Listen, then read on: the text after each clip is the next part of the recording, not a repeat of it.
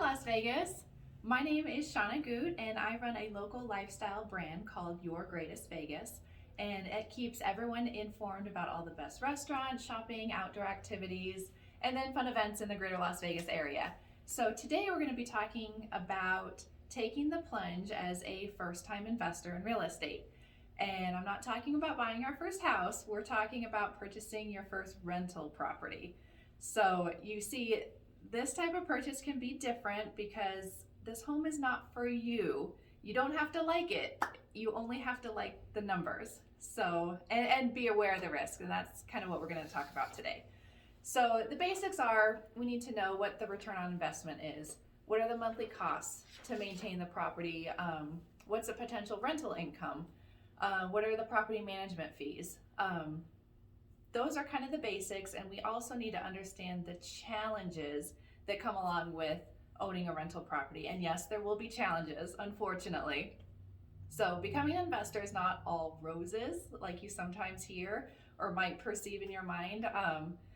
There's some things that you should be aware of, and I kind of want to talk about some of those. So some examples: should you pay for a property manager or not? Some people think they can do it on their own. Some people don't feel comfortable with that. How much should you spend on improvements to maximize your return? And when do those improvements happen? Those are some of the basic questions that we want to ask, but you also should consider, what if your tenants stop paying rent and they're not willing to work out a payment plan, or they're not willing to work with you or even talk to you? That's a real life scenario. What if you have to evict them? What if your tenant flees in the middle of the night without notice, leaving your property vacant? What if squatters take habitat? What if said squatters cause major damage? Unfortunately, I've heard of all of these things happening, and things can get ugly really quick, like UGLY, you ain't got no alibi ugly. And all of those happenings cost you lost revenue, renovation costs, vacancy costs, eviction costs, and not to mention the huge increase in your anxiety and worry. So luckily for you, I'd like to offer my expertise to help you along.